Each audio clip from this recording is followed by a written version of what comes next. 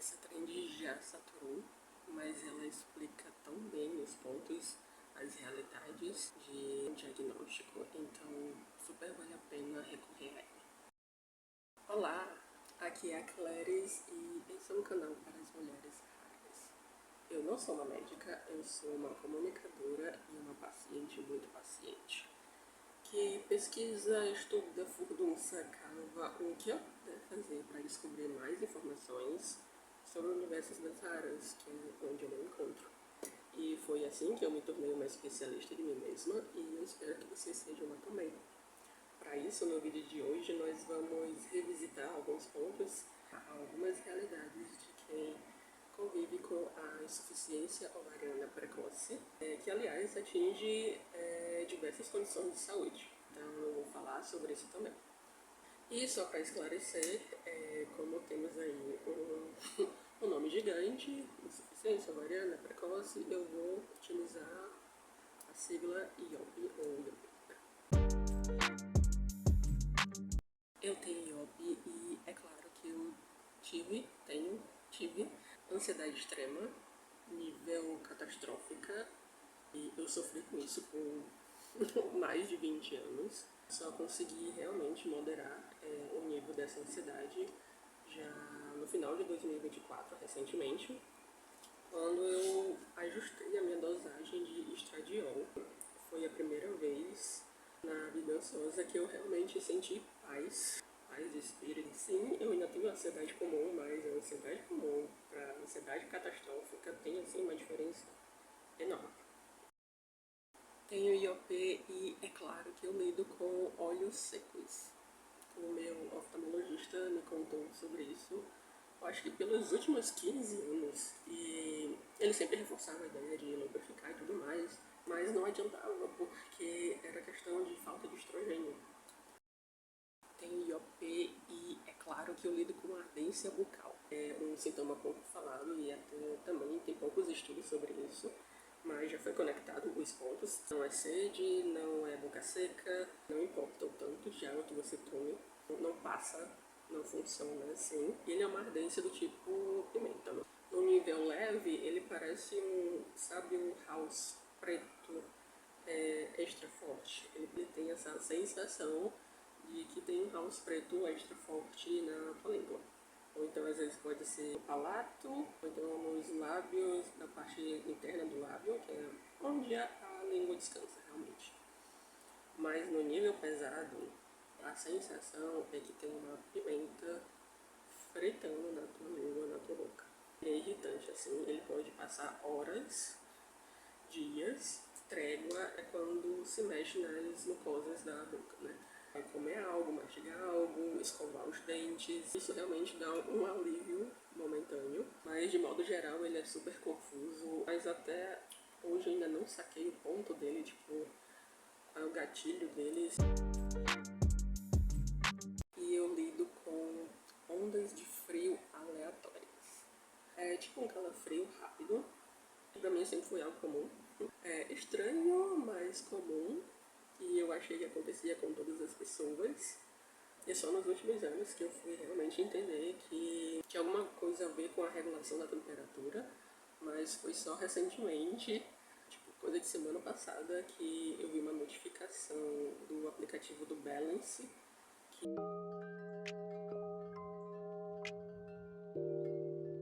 é um aplicativo que a gente pode monitorar os sintomas de menopausa.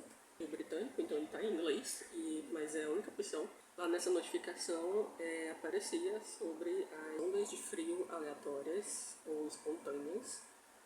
Explodiu a cabeça no momento porque explicou muita coisa. Como as ondas de calor são as mais famosas, as ondas de frio meio que ficam para você descobrir. Foi extraordinário porque me deu uma explicação, um entendimento assim de dizer que não, amiga, não é um fantasma te atravessando, não é um espírito ruim te atravessando, é realmente o estrogênio se mexendo, uma flutuação, uma confusão na função cerebral. Ele não entende muito bem a temperatura, então ele dá esse disparo rápido. É menos uma razão pra gente surtar. De maneira geral, é um sintoma mais tranquilo. Ele não te interrompe, não te bagunça, não te incomoda, não te derruba. Tive dores horríveis, intensas, dores musculares e articulares. Eu chegava a chorar de dor e ficar muito, muito debilitada. Nos últimos anos eu descobri o exercício do relaxamento muscular de Jacobson, que sempre me ajuda quando eu tô com esse nível de dor muito grande. Hoje em dia já é raro. Eu demorei muito a entender o ponto central desse nível de dor, desse tipo de dor, porque não tinha orientação certa sobre isso. A questão é que se tratava de estradiol.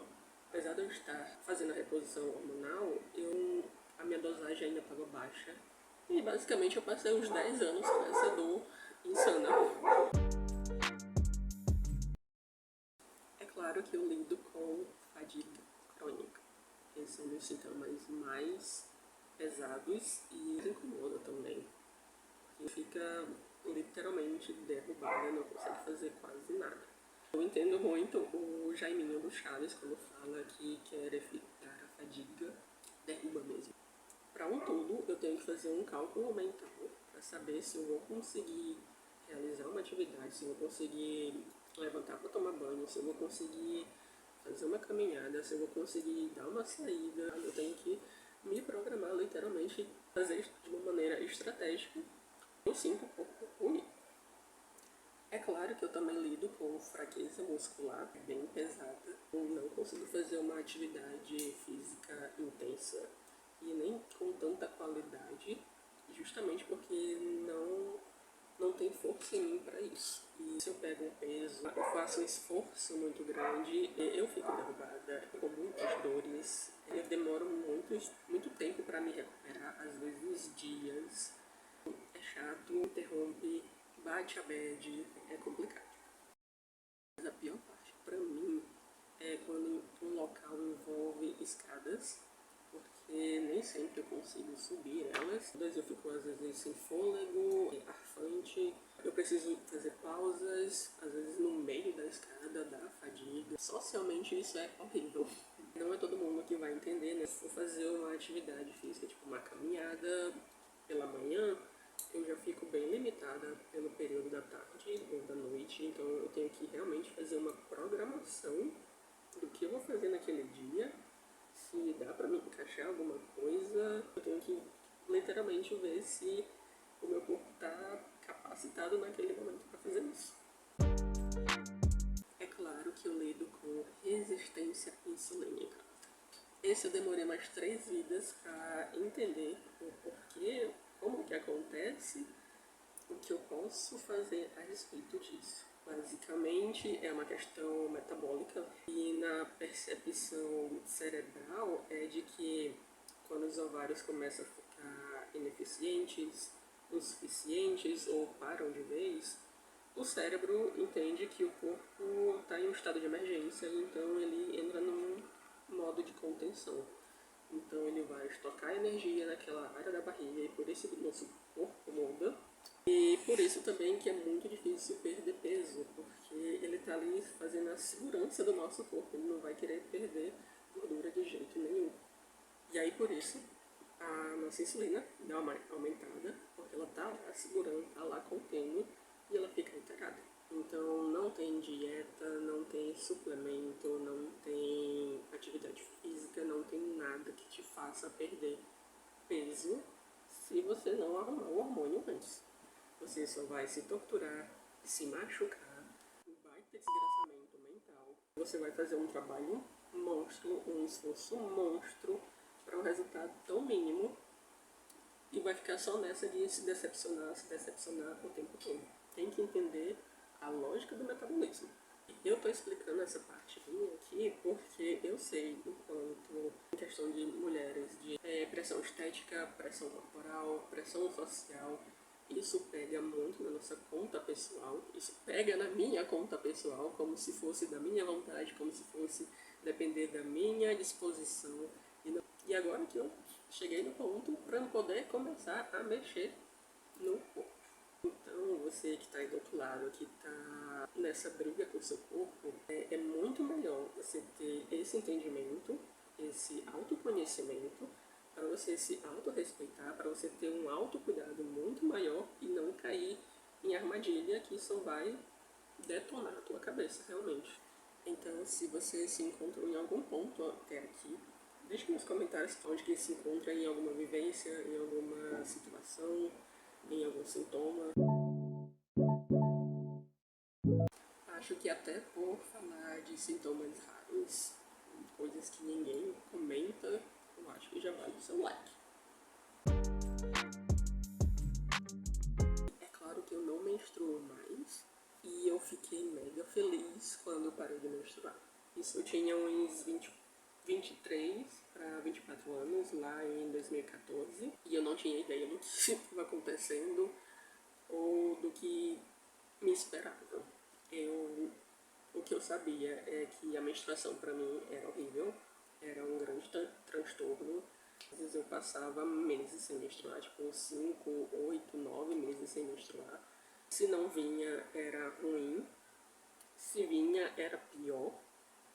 E era muito dolorido, era muito desconfortável, eu sentia muito mal-estar. Eu queria realmente eliminar isso. Então, quando acabou, eu até fiquei feliz. Mas eu sei hoje que isso é completamente errado, isso é completamente complicado. Lá em 2014, alguns médicos já suspeitavam de uma possível menopausa precoce, como era chamado na época. Não houve uma preparação sobre o que poderia ocorrer, quais seriam as minhas opções. Não teve nenhum contato nesse sentido.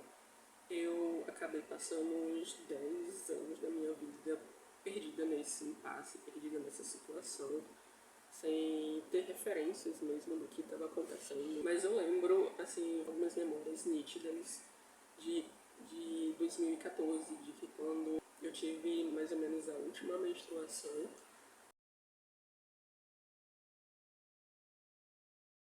a minha ansiedade logo depois foi para um nível muito catastrófico. Eu tive pânico, tive síndrome do pânico, eu não saía de casa, eu não conseguia acessar médicos, eu não conseguia fazer exames.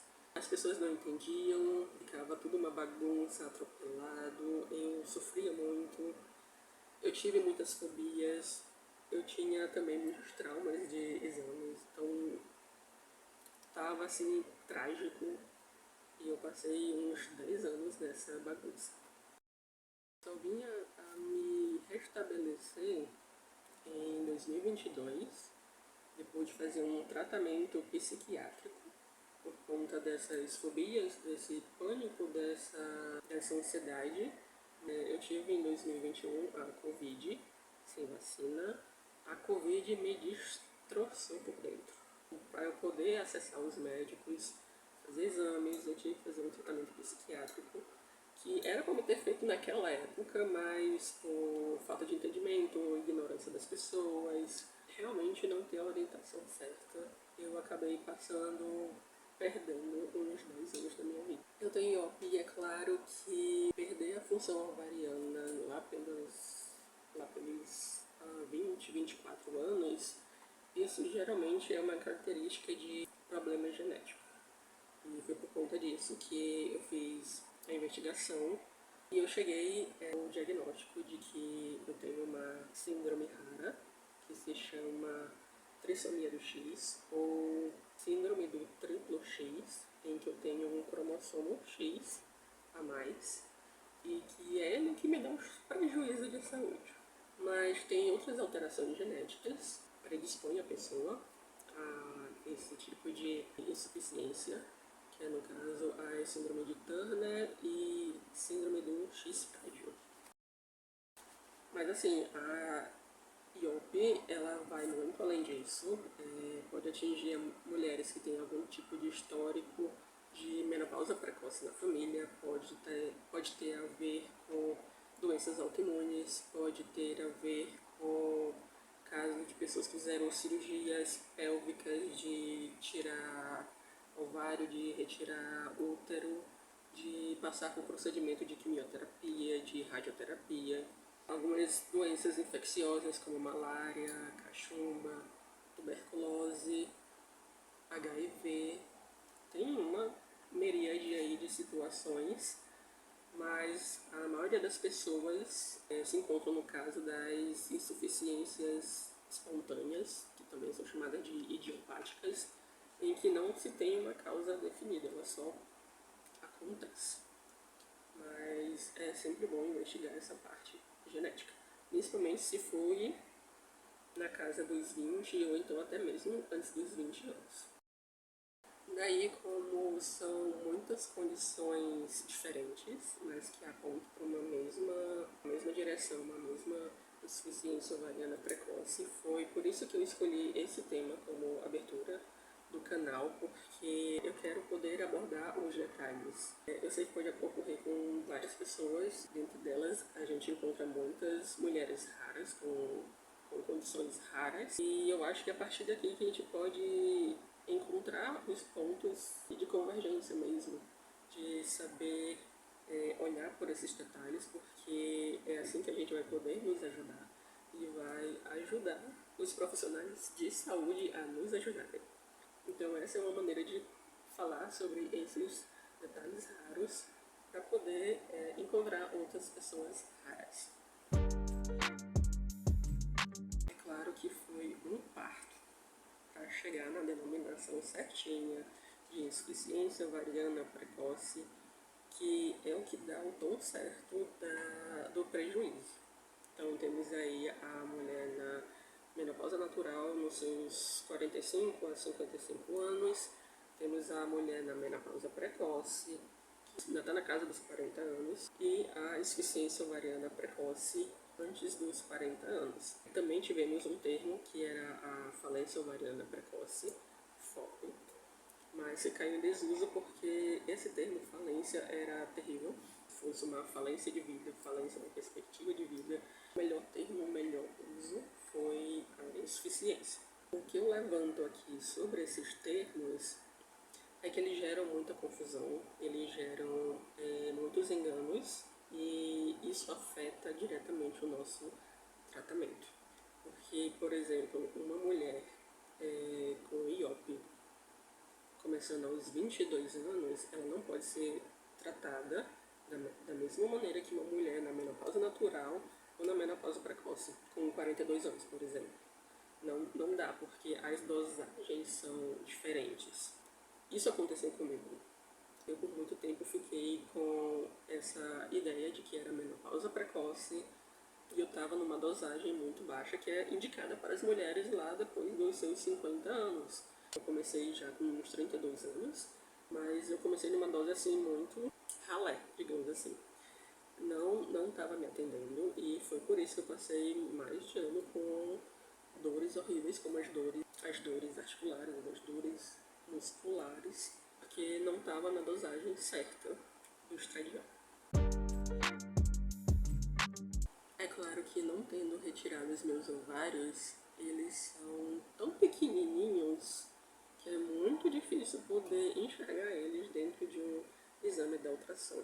O curioso, para não dizer trágico, é que as pessoas que faziam os exames, né, os profissionais de saúde, eles sempre me diziam que eu estava com muita gases, que eu não estava conseguindo ver e a culpa recaía na minha conta pessoal, sabe? Como se eu tivesse impedindo o trabalho deles de ver o ovário, mas na verdade é porque eles são minúsculos. É bem difícil de enxergar, mas quando enxerga dá pra ver que ele é assim um tiquinho mesmo. Eu digo isso porque eu sentia muita culpa por isso, como se fosse depender da minha vontade de enxergar eles. Então eu ficava assim muito preocupada, às vezes eu tinha que fazer uma preparação para ultrassom e quase nunca dava certo. Então caía muito da minha conta pessoal, assim, eu, Clarice, paciente, como se fosse da minha vontade.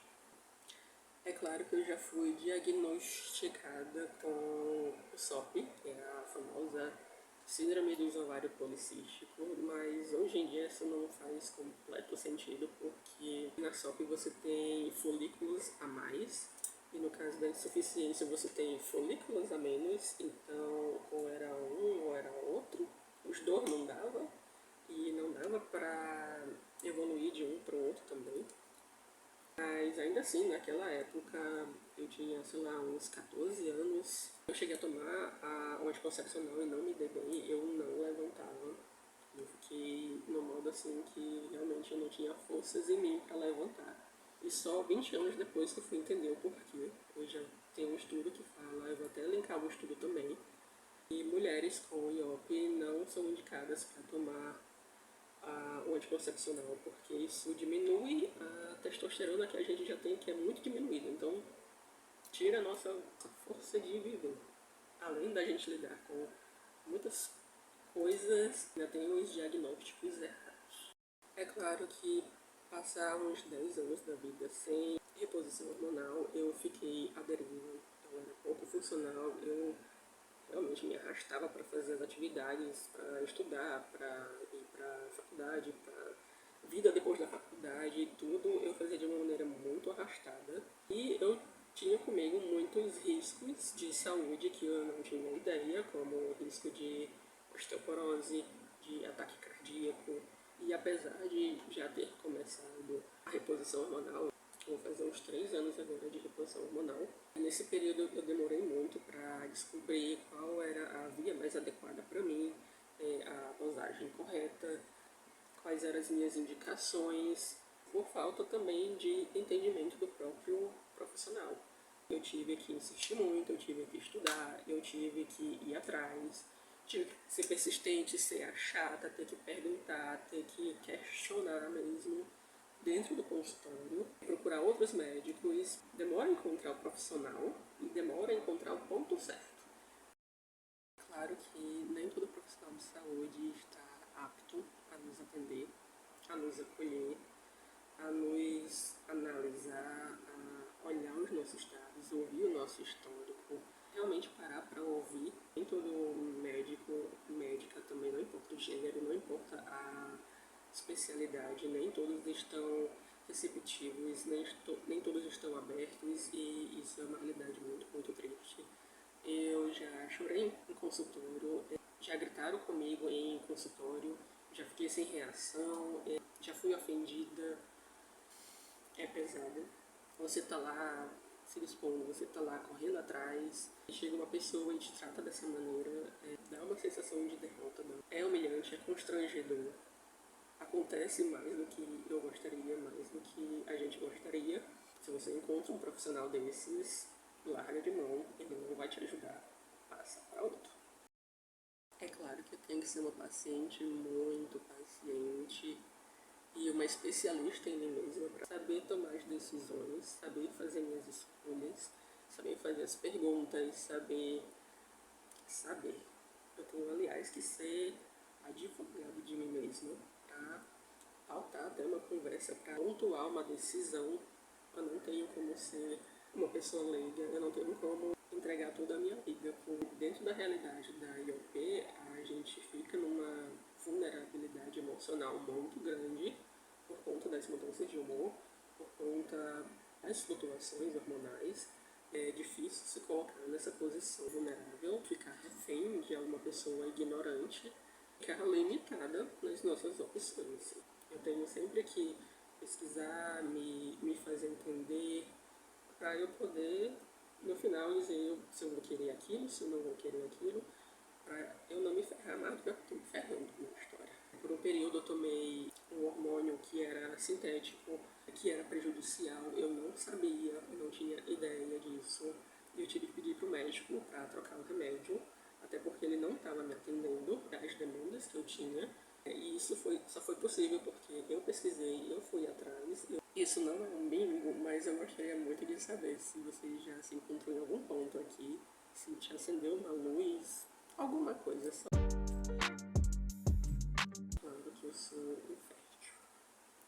Se eu quisesse ter filhos, eu teria que fazer in vitro, mas por conta da minha condição do cromossomo X a mais, estaria suscetível há muitos riscos. Esse é um ponto mega delicado, acho que para geral. E eu ainda pensei umas 50 vezes se entraria aqui ou não, mas realmente ele é um tópico que faz parte, não dá para não retratar. Antes de tudo, a gente tem que entender que isso envolve a vontade de cada um, as referências de cada um, os relacionamentos de cada um. Então, eu vou contar aqui realmente uma perspectiva mega pessoal. No caso, eu sou solteira e eu não tenho pretensão nenhuma de ter filhos. Mesmo se eu não fosse fértil, também ainda não gostaria de gerar filhos.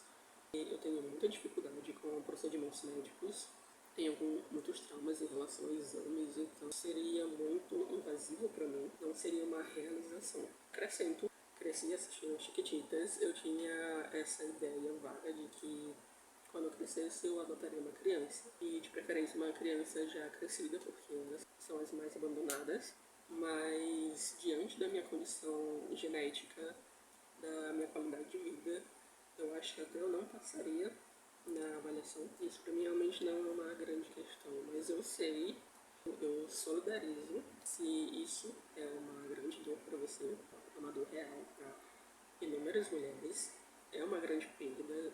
A IOP em si, ela traz muitas perdas pra gente desde muito cedo. Isso rasga mesmo a gente de inúmeras maneiras, em pontos diferentes. E a gente tem sempre que estar ressignificando, tentando aprender, tentando atravessar, a superar. É complicado pra caramba. E é um processo dolorido, é extenso, é estressante, às vezes é debilitante. Às vezes as pessoas nem entendem a nossa situação. Muitas vezes, em alguma medida, a gente vai ter que tomar uma decisão difícil, ou várias decisões difíceis. Tome o seu tempo necessário, tome a atenção necessária, tenha respeito por si mesma, tenha respeito pelas suas vontades, tenha respeito pelos seus detalhes. Isso é o que vai ser mais crucial na tua jornada. É claro que é uma surpresa para muitos médicos que, apesar de eu não menstruar, eu ainda tenho ciclo e ainda tenho ciclicidades. Eu acompanho e monitoro junto com os sintomas da queda da função ovariana. Eu faço isso no estilo da mandala, que é uma tabelinha que dá para ter uma visualização completa assim do que foi o ciclo. Ferramenta muito incrível. Você tem função ovariana ou não, ela serve para tudo. Aqui eu te mostro mais ou menos como eu faço aqui a minha mandala, como que eu preencho, cheia de anotações, cheia de detalhes. Isso me ajudou muito na compreensão do meu corpo, dos sinais, dos comportamentos. Me deu assim realmente uma ideia do que acontece, porque nem sempre ajuda absoluto nada. Uma noção do que está rolando, do que está rolando. Isso realmente me deu assim uma grande paz de espírito. Às vezes eu tinha um sintoma que é cíclico e eu apenas surtava sobre ele. Então hoje quando eu sinto alguma coisa tipo, já aquilo ali é por conta daquilo lá e tá acontecendo por conta disso, estou em fase tal, é característico daquela fase. Então, para quem lida com ansiedade e quem lidou com ansiedade extrema, isso é realmente uma paz de espírito enorme. É claro que eu tenho mudanças de humor, às vezes, várias vezes durante o mesmo dia, e é claro que as pessoas ficam meio estranhas quando eu falo sobre isso.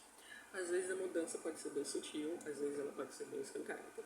Até na mandala eu acho curioso porque me dá assim, uma percepção de como foi essa passagem do humor, que isso se repete ao longo dos meses. As variações são diversas.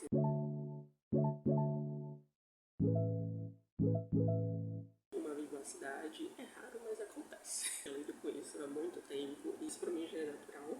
Eu já tenho uma maior percepção dele.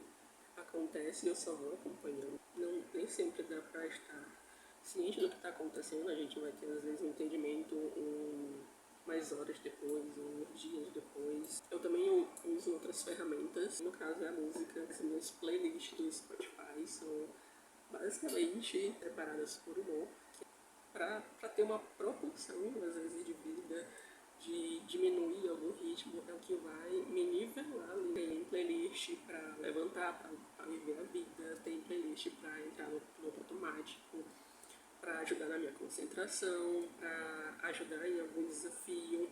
Isso eu já faço de uma maneira bem automática, já para mim é essencial. É claro que eu tive insônia, e eu tive mais insônia foi no período da pós-Covid. O meu sono já era péssimo, eu acordava várias vezes durante a madrugada e as pessoas me contavam as coisas mais terríveis sobre isso. E nunca que era questão de hormônio, isso levava muita ideia errada, muito tratamento errado. Realmente o que me fez ter uma noite completa foi quando eu comecei a fazer a reposição no estradiol por via transdérmica.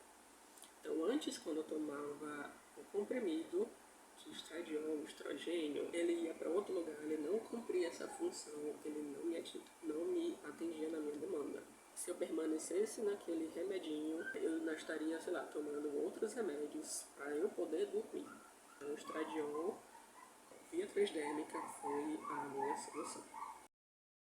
Tem IOIP e é claro que eu já pensei que eu tinha Alzheimer, TDAH, autismo e outras condições, porque eu lido com hiperfoco, hiperatividade mental, dispersão, confusão mental, nevoeiro, e isso tudo é por conta de flutuação hormonal.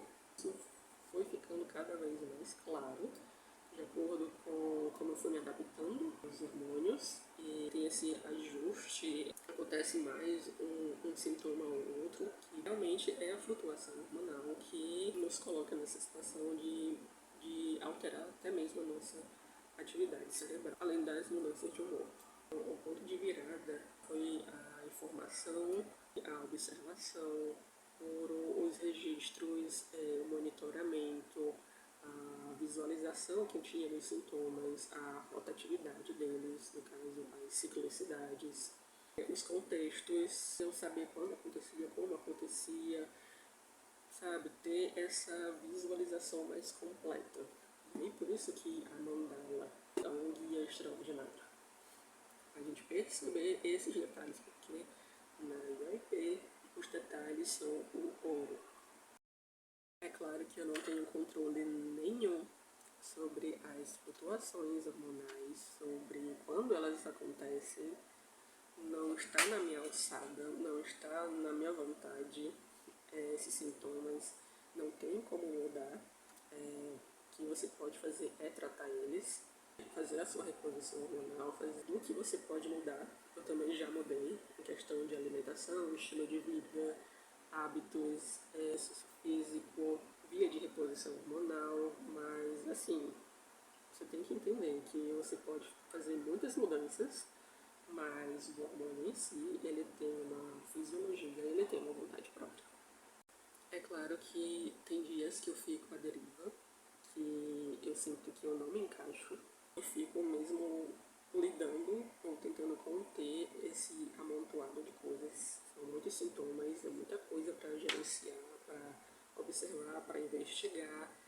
Tem dia que eu realmente fico pensando, e se isso, e se aquilo, se não acontecesse, se não tivesse. Eu tenho esses dias também, eu tento me ficar ao máximo de estar consciente do meu corpo, consciente das minhas decisões, com muito autorrespeito, sendo muito gentil comigo mesma, sendo gentil com outras pessoas, sendo gentil com quem é babaca de maneira bem gratuita comigo. Então, faça o que você puder por si mesmo. É claro que dos 300 sintomas relacionados, na verdade são uns 70 e poucos. Não tenho todos, mas eu tenho vários no meu bingo, dos mais comuns. Eu não tive as ondas de calor, no caso os calorões ou fogachos. Também não tive os suores noturnos. Incontinência urinária de repetição, esse também eu não tive, mas vi muitos casos desse tipo. Tem vezes que eu realmente sinto que eu não me encaixo nos lugares. Eu tenho muitas necessidades específicas que não tem espaço para mim e eu me sinto muito limitada. Nem todo mundo também compreende o que é esse mundo, o que é ter uma condição rara, o que é ter uma insuficiência ovariana, como que isso te bagunça inteira. Mas eu tô aqui tentando existir de maneira digna, com qualidade, com resiliência, com cuidados, com respeito e com muita atenção aos meus detalhes. Tenho IP e é claro que eu não sei tudo sobre isso, mas eu sei muita coisa. E eu tô aqui basicamente abrindo esse canal para poder repassar essas milhões de coisas, de informações que eu descobri, de falar de condições que eu convivo e de outras coisas que eu vou descobrindo. Isso pra mim tem sido uma necessidade. Eu já fui essa pessoa procurando outras com uma realidade parecida ou pelo menos igual. Eu sempre estou procurando uma história de vida, alguma coisa que, sabe, me conecte, que até mesmo valide a minha sensação, a minha dor, o meu pensamento, a minha situação. Sei o quanto isso vale. Estou aqui de maneira vulnerável, de maneira honesta, me dispondo a falar sobre isso, a encontrar outras pessoas, pra gente realmente ter esse canal de contato, esse canal de informações, de discutir talvez uma situação, uma vivência, de se acolher nesse processo. Então a gente se sente muito sozinha, eu mesma me sinto muito sozinha, eu fico assim, muita informação e eu tenho medo de me precipitar em alguma coisa, porque eu não tenho outras referências, eu só tenho basicamente algumas referências médicas. Ter aquela outra pessoa que diz, cara, eu também tô desse jeito, acontece assim comigo, e tu fica tipo, meu Deus, é desse jeito comigo também. Eu sei o quanto isso é valioso. Eu já encontrei algumas pessoas raras assim, e todas que eu já encontrei são pessoas no estrangeiro, com outras línguas, inglês, espanhol, holandês. Eu já encontrei um portal dedicado à minha síndrome, com muitos estudos, com depoimentos, com história de vida, com livros até, e tá tudo em holandês. Eu tive que aprender a me comunicar com essas pessoas, encontrar essas pessoas, saber onde essas pessoas estão. A internet, nesse ponto, é essencial, a linguagem também é essencial. E eu quero também poder trazer aqui alguns conteúdos, alguns textos, algumas temáticas, algumas coisas que ficam muito dispersas, ficam em outra linguagem, nem todo mundo tem o conhecimento de inglês, então eu acho que a gente pode trabalhar muita coisa aqui. Então é mais ou menos essa a minha ideia. Eu tenho IOP e é claro que eu não tenho como contemplar todas as batalhas num só vídeo, mas eu estou aqui realmente disposta a fazer mais conteúdo sobre isso. Tenho essa vontade de ser a pessoa que eu precisei enquanto eu estava descobrindo as coisas. Eu queria muito encontrar uma pessoa desse jeito, que fosse nesse sentido de organizada, de saber olhar, de observar o detalhe, de... Eu precisei muito dessa pessoa e eu acho que alguém está precisando muito ser uma companhia, ser uma amiga, ser uma referência, olhando para os seus detalhes, olhando para os meus detalhes, com muito respeito, com muita dose de força. Eu tenho IOP e eu não tenho sozinha. Eu sei que nós somos muitas, eu sei que são muitas condições, nem todas são raras, mas as raras são as que mais estão dispersas, as que mais estão apagadas. Então, se alguém tinha que começar, então eu tô aqui começando. E eu quero saber como que a minha história mexeu com você. Eu quero saber como isso foi pra você, na verdade.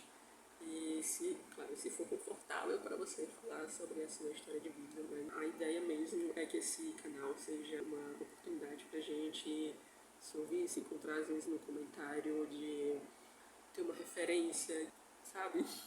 Eu sei que tu tá me entendendo. A gente pode construir algo até então não pensado. Então, eu tô começando. A luz ainda não me encontrei toda numa câmera. É difícil, toda hora eu fico olhando errado. Eu tenho que olhar pra cá e eu tô olhando pra cá.